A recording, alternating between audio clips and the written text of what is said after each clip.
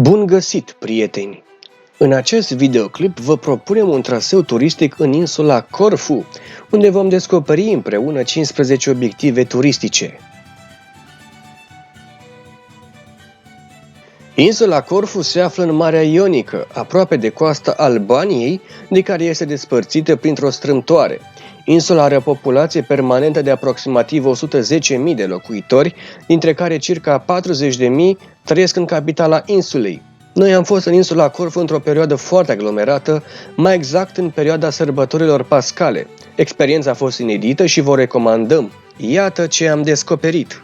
Insula Corfu atrage o mulțime de turiști în perioada sărbătorilor pascale, datorită tradițiilor inedite de aici. Începând cu Duminica Florilor, aici au loc mai multe procesiuni și ceremonii dedicate Sfântului Spiridon, patronul spiritual al insulei. În timpul acestor procesiuni, moaștele Sfântului Spiridon sunt plimbate prin oraș. Un punct culminant și interesant este aruncatul de ulcioare de lut de la balcoanele locuințelor, în timp ce se rostește Hristos a înviat.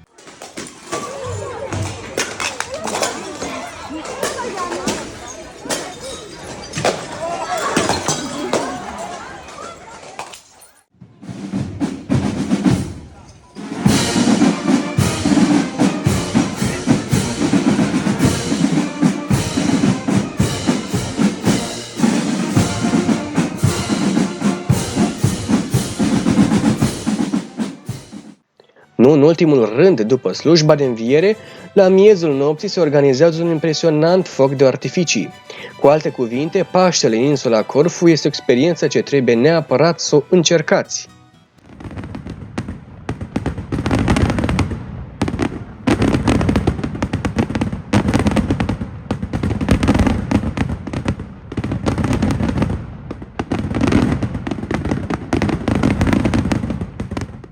Corfu este cu siguranță un oraș cosmopolit, de-a lungul istoriei sale dobândind numeroase influențe, iar aici amintim cele venețiene, franceze și britanice. Atracțiile principale din capitala insulei sunt acele străduțe mici, unele înguste, casele antice și zidurile venețiene. Privind aceste străduțe, noi ne-am dus imediat cu gândul la cele din Napoli. Esplanada Liston este cu totul specială. Ea este formată dintr-un șir de cafenele și de magazine. Aceasta a fost construită de către un francez în 1807, la dorința lui Napoleon, care voia ca aceste coloane pe care le vedeți să rivalizeze cu cele de pe Rue de Rivoli din Paris. Deși probabil este cel mai scump loc din capitala insulei, Corfu, toată lumea vine aici să socializeze, să uite pentru un moment de griji și, de ce nu, să savureze o cafea. Biserica Sfântul Spiridon este poate cea mai cunoscută biserică din Corfu, deoarece adăpostește moaștele Sfântului Spiridon. Aceasta a fost ridicată la finalul secolului XVI, iar turnul bisericii este cel mai înalt dintre toate cele aflate pe insulele ionice. Un alt punct de atracție al insulei este fortăreața veche, construită încă din epoca bizantină. Aceasta a început să fie locuită în secolul VI și a fost consolidată atât de venețieni cât și de britanici. Din pricina acestui fapt, fortificația se prezintă într-un stil venețian-bizantin. Un obelisc natural care are în vârf o cruce reprezintă punctul cel mai înalt al fortăreței. Este momentul să vorbim și despre fortăreața nouă. Ea a fost zidită din piatră de către venețieni în secolul XVI. Este situată pe o colină unde, dacă urcați, puteți avea parte de o panoramă superbă asupra Cherchirei. Vechiul palat regal, în care se află astăzi Muzeul de Artă Asiatică, a fost ridicat în stil neoclasic în prima jumătate a secolului XIX, având două porți principale, Sfântul Mihail și Sfântul Gheorghe, construite de către britanici. Palatul a fost, în trecut, sediul guvernatorului britanic al insulei, apoi al regelui Greciei. În prezent, muzeul deține o colecție inedită, ce îmbină armonios cultura chineză, indiană și cea japoneză. Catedrala mitropolitană a orașului Panagia Spiliotisa a fost ridicată în stil baroc la finalul secolului XVI, pe locul unei biserici mai vechi. În această biserică se află moaștele Sfintei Împărătese Teodora și fragmente din moaști Sfântului Vlasie. Situată în centrul orașului Corfu, biserica Panagia Xenon a fost ridicată în secolul XVIII de către preotul Ieronim Nicodimos din Epir. Aceasta a fost construită pentru refugiați din Epir, care au sosit în insula Corfu din cauza amenințării otomane. Stațiunea Paleocastrița se află la o distanță de doar 23 de kilometri de capitala insulei Kerkyra. Este unul dintre cele mai frumoase locuri de pe insulă.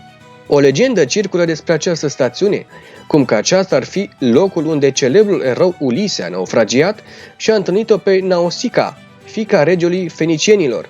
Aici, dacă vreți să aveți parte de o priveliște uluitoare asupra stațiunii, urcați la Bella Vista. Un alt loc de neratat de pe insula Corfu este renumita peninsulă Canoni. Este chiar simbolul orașului, poate chiar locul pentru care este renumită, pe lângă celelalte atracții care oricum îți taie resuflarea, cu ghilimelele de rigoare. Mănăstirea Vlaherna a fost ridicată în secolul XVII și a funcționat ca o mănăstire de maici până în 1980. Oricine care ar vedea această mănăstire s-ar gândi că este din Grecia, prin arhitectura deosebită, dar și prin culoarea sa albă, care în contrast cu marea formează o imagine unică. De la mănăstirea Vlaherna pot fi luate bărcile spre insulița Ponticonisi. Ea se traduce din limba greacă ca insula șoricelului, datorită acelor pietre de la baza insulei care dau impresia unei cozi de șoarece. Este acoperită cu vegetație mediteraneană și adăpostește o biserică bizantină veche. Și, demn de menționat, insula nu este locuită. Palatul Achileion a fost ridicat pentru împărăteasa Elisabeta a Austriei din Bavaria, cunoscută și sub numele de Sisi. A fost gândit inițial ca un palat de vară folosit ca refugiu pentru împărăteasă, după decesul fiului ei, Rudolf, urmând să devină destinația sa preferată. Numele palatului provine de la personajul principal din Iliada și Odiseea, Achilles. Primul atelier al distileriei Mavromatis a intrat în funcțiune în 1965 și era specializat pe dezvoltarea cumquat în lichioruri și dulciuri. Materia primă a insulei este absorbită în proporție de 80% de către această producție. Mavromatis utilizează cei 300 de arbori de cumquat de pe proprietatea sa și ce primește de la alți cultivatori, rezultând astfel o rețetă unică. Stațiunea Dacia este situată la 13 km distanță față de orașul Corfu.